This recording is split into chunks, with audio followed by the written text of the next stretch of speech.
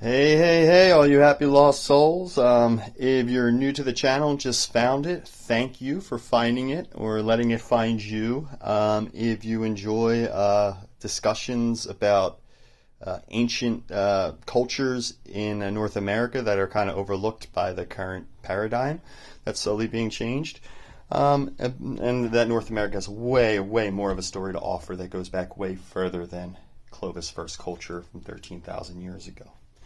Today, though, specifically, I'm going to talk about the work that I specifically have been doing for the last 12 years, research that kind of started when I started finding all these unique artifacts, these preforms, these things that were older than 13,000 years, and then being interested, having a background in both archaeology and anthropology through college, and also being a laureate in that field.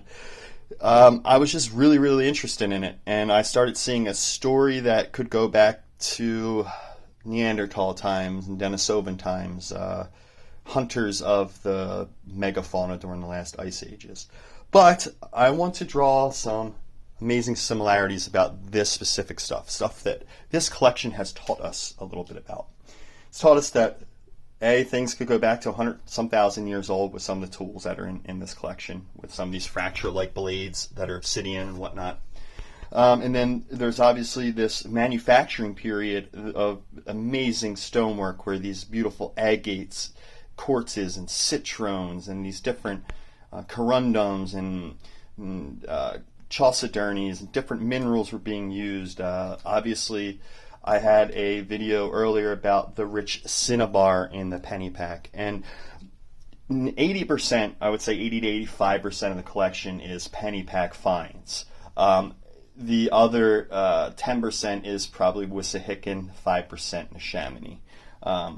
Pennypack is kind of where I really focus on. It's in my own backyard, and I've also discovered through the anthropological record this ancient legend of the silver mine brought back in the early 1500s by Dutch and German fur trappers about a place called Acadia, which is really Arcadia down by Cheltenham in Philadelphia. There is these vast networks of mines, both silver and gold, and great mineral wealth that's being exploited by the natives. At the time, the Susquehannock were trading with the early fur trappers because they were in their own war with both the Iroquois and the Algonquin, because they were their own little federation under about 7 different clans or houses that was kind of a very warlike clan that raided and pushed out a lot of the tribes, the Lenape and Algonquin tribes that were around these creeks. That is the youngest of people that was exploiting this. We go back, that's a couple hundred years back. Talking about a couple thousand years back, about 20,000 years ago, a lot of this Solutrean stuff. And then there's this, what we learned is, yes, we figured out where the silver mines were. It wasn't very difficult. If you look at where I live, there's a place called Mineral Springs Avenue, Limestone Avenue, Silver Avenue, Fortune Avenue. If you look back through the anthropological records, we know silver was discovered here in the 1800s, and then they just stopped looking for it. But if you can read the signs of the land, the trail trees, the bent trees, the thing I call ghost trees, usually a poplar, birch, white trees that are always planted by bridges crossing and also by rich ore and mineral deposits. And the reason these trees were used is because they glow, they stick out. You can see them from miles, and you can see that's where the next crossing is. You can see that's where the next good piece of dry land to get through this swamp is. And even today, if you drive around in your car, if you're from the Northeast at all, take a gander next time you cross any bridge and see that there will be white trees planted right near that bridge crossing. These are also used to mark out old houses, old tribal grounds, old lands, so we can use these a little bit to our advantage. But what we found is, at least in the pennypack, because of the vast, rich geology, some of it displayed here, is I'm going to show you some of these semi-precious artifactual finds. Some of these aren't artifacts, some of them are, some of them have been shaped. We've got sapphire artifact there, and another sapphire artifact here. This I recently found, this beautiful crescent design, this green and blue sapphire, and you can see the color changing effects that the semi-precious stones will have. Now sapphire would be this darkish purple to blue. You see this one beautiful right here. It's darkish purple to bluish red. Some of these are rubies. That's a ruby right there. I've had that checked. They're really corundums, which are what rubies and sapphires and emeralds are, depending on their coloration. If they're red, they're a ruby. If they're blue, they're usually a sapphire. If they're if they're green, they're an emerald, which are the rarest. And you can see usually with a sapphire, it's going to be different than the chalcedony. You can see first it shines up, but you can see how it breaks because it's so hard. And it breaks down. It's going to have this crossing mineralization, and that's how you can get star sapphires, which are very valuable. But you can see the color changing property. No light on there. Light on there, you can see how blue it gets. This lighter, paler periwinkle stuff down here that has the white in it, that kind of forms more elongated and thinner pieces, kind of like an agate or a serpentine. That's blue. I think it's called a chalcedony, blue chalcedony or something. Chalcedony. There's reds. There's not as rare, but if you find really nice specimens, actually more valuable than the sapphires.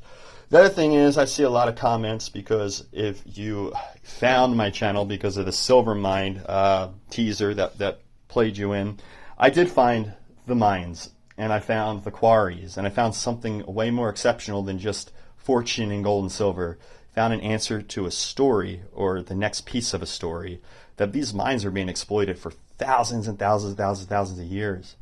And there's even some evidence that there's some Bronze Age influences, and also some Viking influences later on, more in the Dark Ages, year 0 to year 500, that time period.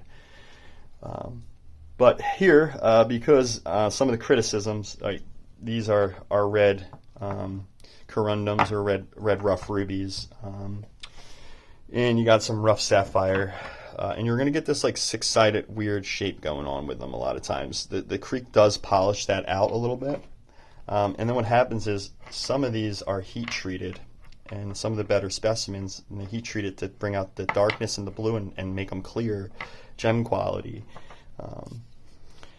So if you find any truly, like these two are really nice specimens because they're almost by themselves, they're just sapphire. You know, they're not really mixed with any other rock. So it's kind of nice. You can really see that the color definitely changes with the different light sources as they get on there in the blue sapphires. And the red, same thing with the red corundum. They'll go from dark to light with just light with color change. And all of this occurs around the pennypack, again, because of its unique plate tectonics and the fact that the creek is born from limestone aquifers that are semi-heated as they come up through these ancient fault line that sits on top of these exposed areas that are exposed to the mantle that are bringing up these weird minerals and materials. That's why I'm a big fan of the pennypack, because you find all this stuff in the pennypack. It's being made there naturally, but then you see other stuff appear at these meeting sites at other creeks. Like this piece of blue sapphire here was found at a trading spot along the Neshaminy, but it came from, most likely came from the pennypack, and it was brought there to trade or brought there to honor a site there. Because again, all these crossing sites, all these deep pools that were worshipped, that were venerated, it was part of their belief system, and it was part of an ancient belief system that goes back to all of our ancestors, back to ancient pre-flood, pre-ice age us, because we see the same practice of these pools, of these springs being worshipped all over the world, from Greece, from ancient Doggerland, from like the ancient UK, from ancient Europe, from ancient Spain, from ancient Brazil. I mean, the Mayans worshipped the dark pools and cenotes and these openings or portals. They were portals, really. Like this is actually a runic symbol. This is a runic symbol. It means portal. And the diamond in this symbol also mean portal in both Scandinavian, Celtic, and Native American mythology. This same idea. Now the criticism I get is, show us some silver. Show us silver. Well, I took samples from where the silver mine is caved in, where one of the actual underground entrances was. And silver does not look like much naturally, okay? Actually, This piece is so valuable because it's almost pure silver and it's intact. Silver is so unstable but in its natural form that it usually exists as a dark brown sand or black sand that gets mixed in along the the quartz and limestone deposit line. It gets trapped in between. As the soft limestone gets carried, water gets carried through that has the silver and the gold broken down, and it gets pushed through the limestone, it gets trapped inside the limestone, and that's how you get silver and gold deposits. Whereas this piece has been tested, that's the reddening. This piece is straight up almost pure native silver, and there's only one other piece that's kind of been found in Europe that's almost this natural. This is actually worth a lot of money, and I've had this one actually looked at. These other ones, just characteristic of silver ore, and a lot of them have been tested. This is stuff that exists around where you find ore, so there's a couple clues that nature will give you to where silver is going to end up. If there's lead and mercury, there's almost 100% there's going to be silver and gold, because if you even look at a periodic table, that's why they're next to each other on a periodic table. For that reason, because they're found in nature near one another. The other thing that you can really look for if you want to find silver is if you start finding like a lot of black tourmaline. And black tourmaline is there's a lot of it. Where you can see, there's a couple pieces up here. This is black tourmaline, and this tells us that silver is in the area. It's like a prospecting tip, and a lot of times it'll be in like white quartz. I have a piece down here somewhere. Oh yeah, here somewhere tourmaline in silver samples. And you can see the tourmaline runs through there like veins, like these like barred crystals. And this is what we start looking for, along with reading the anthropological records, some horse bones too. There's definitely an operation going there where this mine was, so we just bring back evidence of that as much as we can. And that's for all the commenters I've seen out there that says, show us the silver. Well, there's a huge piece of it right there. And I wish it glittered like gold. We do have some gold pieces that are actually more ceremonial, that were made into shapes and things, and I don't want to get them all out and start breaking those parts of the collection out yet. That'll be a different video. There's some more, there's some cool semi-precious material here. You'll only find this in the Wissahickon, Huntington Valley area in the Pennypack. And what this is a garnet complex with something unique to this area called Wissahickon schist. Now, there's a few deposits of the Wissahickon schist that run through the Pennypack that are extremely rich in these high-quality garnets.